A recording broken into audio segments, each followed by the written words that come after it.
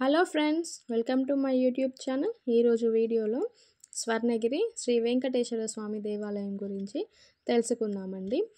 ఇది అనేది starting entrance అండి. ఈ ఎంట్రన్స్ నుంచి మనం లోపలికి వెళ్ళగానే బ్రహ్మరథం అనేది కనిపిస్తుందండి. బ్రహ్మరథం నుండి కొంచెం ముందుకు వెళ్ళగానే శ్రీవారి పాదాలు కనిపిస్తాయండి.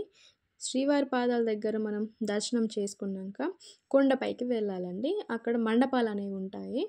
ఆ మండపాలలో దశావతారాలు ఉంటాయండి.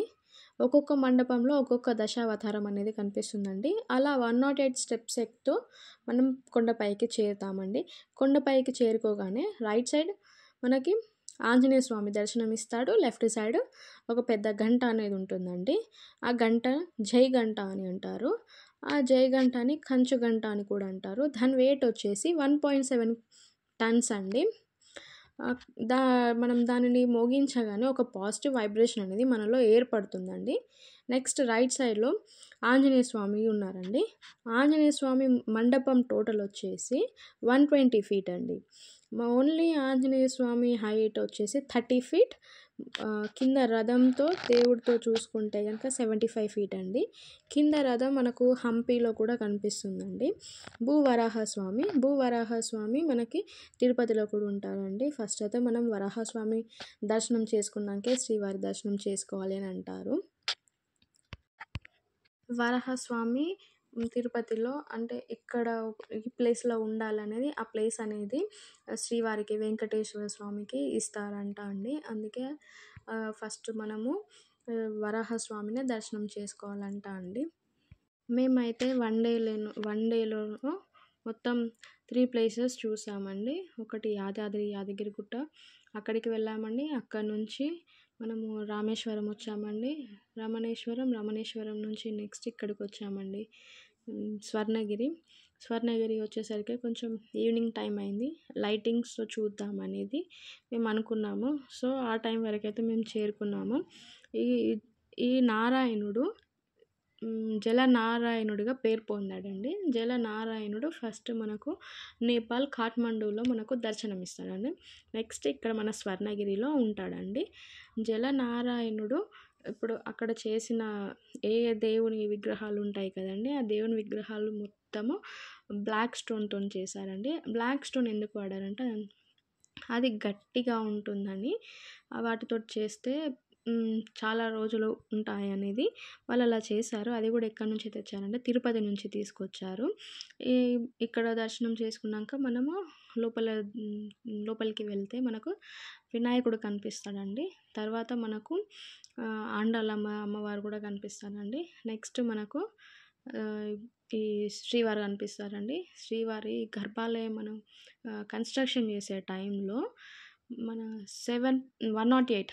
108 వైశ్య పుణ్యక్షేత్రాల నుండి వాటర్ అండ్ మట్టి తీసుకొచ్చి అక్కడ పెట్టేసి దేవుణ్ణి అనేది పెట్టారంట అండి. అలాగే అక్కడ గోల్డ్ది యంత్రం కూడా పెట్టారంట అండి. అక్కడ మనం ఏదైనా కోరిక కోరుకుంటే తొందరగా నెరవేరుతుందని కూడా అక్కడ ప్రజలు నమ్ముతుంటారు. అయితే ఇక్కడ ఓన్లీ దేవుడికి మాత్రమే స్నానాలు అనేవి జరుగుతాయండి, చక్కెర స్నానాలు. ఆ స్నానాలు చేసే టైంలో మనం కూడా చూడొచ్చండి. కాకపోతే ఇక్కడ ఇవి పెట్టారు కదండి, ఇటువైపు వచ్చి మాత్రమే చూడాలి. నెక్స్ట్ పైనుండి కూడా చూడొచ్చు. పైకి వెళ్ళడానికి కూడా స్టెప్స్ అనేవి ఉన్నాయండి. ఎంతటి అదృష్టం ఉంటే మనం ఇవన్నీ చూడగలుగుతామండి. అదృష్టం అనేది ఎప్పటికైనా ఉండాలనే అంటాను నేనైతే. చాలా దూరం నుంచి వచ్చే వాళ్ళకు కూడా ఇక్కడ ఫుడ్ ఫెసిలిటీ అయితే ఉందండి. ఇక్కడ మనకు సత్రం అనేది ఉంది. అక్కడ వాళ్ళైతే ఏర్పాటు అనేది చేశారండి. మనము దర్శనం చేసుకున్నాక, శ్రీవారి దర్శనం అయిపోయాక బయటికి వచ్చాక మనకు అక్కడ అద్దాల మండపం అనేది కనిపిస్తుందండి. మధ్యలో ఉయ్యాలలో దేవుడు ఉంటాడండి. మిగిలిన మొత్తం చుట్టుపక్కల మొత్తము అద్దాలు అనేవి ఉంటాయండి. మనం ఎక్కడి నుంచి చూసినా దేవుడు అనేది మనకు కనిపిస్తాడు. కొంచెం ముందుకు రాగానే అద్దాల మండపం నుంచి కొంచెం ముందుకు రాగానే అక్కడే మనకు కోరికలు కోరుకునే ఒక పలక అనేది ఉంటుందండి. అక్కడ మన గోపురం పైన ఉన్న విమాన వెంకటేశ్వర స్వామిని మొక్కుకొని మన కోరిక అనేది మనసులో అనుకొని ఆ పలక మీద రాస్తే మన కోరిక అనేది నెరవేరుతుందని అక్కడ ప్రజలు అనేది నమ్ముతారండి. అక్కడ ఇంకొక విశేషం ఏంటి అంటే అక్కడ బంగారు బావి ఉందండి. ఆ బంగారు బావిలో వాటరే అక్కడ ఆ టెంపుల్‌లో అనేది యూజ్ చేస్తారండి. అక్కడ ఇంకా కృష్ణుడు గూడా ఉంటాడండి. కృష్ణుడు పాము పడగ మీద నిల్చున్నట్టుగా గూడా ఉంటుందండి. ఆ ఫౌంటైన్ మాత్రం అదే. లైటింగ్‌లో చాలా మంచిగుంది. ఆ ఫౌంటైన్‌లో మంచిగా కనిపిస్తుందండి. ఇదండి స్టోరీ. ఎప్పటికి నన్ను ఇలాగే సపోర్ట్ చేస్తూ ఉండండి.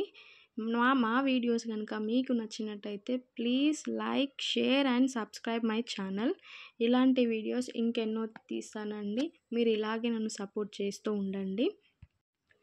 థ్యాంక్ యూ ఫర్ వాచింగ్ అండి. Tata bye bye.